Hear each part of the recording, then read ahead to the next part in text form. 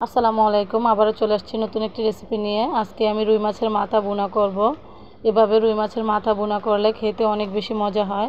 তো মাছ ভুনা করার জন্য প্রথমে প্যানে কিছু তেল দিয়ে দিয়েছি। তেলটা এদিকে গরম হতে থাক, আর এদিকে আমি মাছগুলো লবণ আর হলুদের গুঁড়া মরিচের গুঁড়া দিয়ে মাখিয়ে নিচ্ছি। এখন মাছগুলো মাখানো হয়ে গেছে, এরপর চলে যাচ্ছি চুলায়। এদিকে তেলটাও গরম হয়ে গেছে, এখন আমি মাছগুলো দিয়ে দিচ্ছি। সবগুলো মাছ আমি একসাথে দিয়ে দিব, একবারেই ভেজে নিব। এরপর মাছগুলো কিছুক্ষণ ভেজে নিয়ে উল্টিয়ে দিচ্ছি। মাছগুলো উল্টিয়ে পাল্টিয়ে লাল লাল করে ভেজে নিব, তাহলে খেতে অনেক বেশি ভালো লাগবে। মাছগুলো উল্টিয়ে দেওয়ার পরে আরও কিছুক্ষণ ভেজে নিব। আরও কিছুক্ষণ ভেজে নিয়ে আমি চুলা থেকে উঠিয়ে নিব মাছগুলো।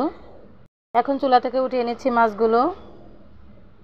এই মাছের মাথাটা এভাবে রান্না করলে আমার কাছে খেতে অনেক বেশি ভালো লাগে। আপনারা চাইলে এভাবে আমার রেসিপিটি ফলো করে রান্না করতে পারেন। এখন আমি মাছগুলো চুলা থেকে উঠিয়ে নিয়েছি। এখন এই তেলে আমি আরও কিছু তেল দিয়ে দিচ্ছি।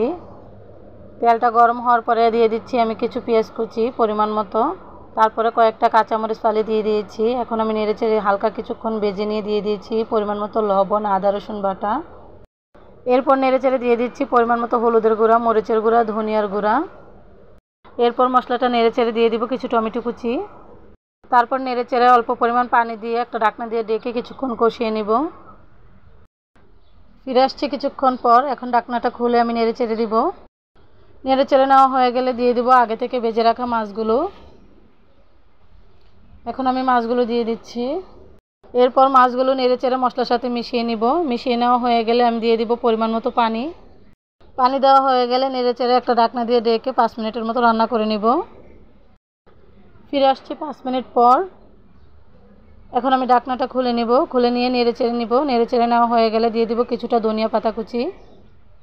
তারপরে দিয়ে দিব 1 চামচের মতো জিরার গুঁড়া। এখন আর বেশিক্ষণ রান্না করব না, রান্নাটা প্রায় শেষের দিকে। 1 মিনিটের মতো রান্না করে নিব। 1 মিনিটের মতো রান্না করে নিয়ে আমি চুলা থেকে উঠে একটা বাটিতে পরিবেশন করে নিয়েছি। দেখেন মাশাআল্লাহ কত সুন্দর হয়েছে, কতটা লোভনীয় হয়েছে। আর এটা খেতেও ভীষণ মজা হয়েছিল আলহামদুলিল্লাহ। গাইস, আমার আম্মু তো তোমাদের জন্য খুব কষ্ট করে রেসিপি বানায় মজার মজার।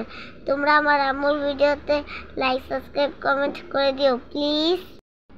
আজ এই পর্যন্তই। সবাই ভালো থাকবেন। আল্লাহ হাফিজ।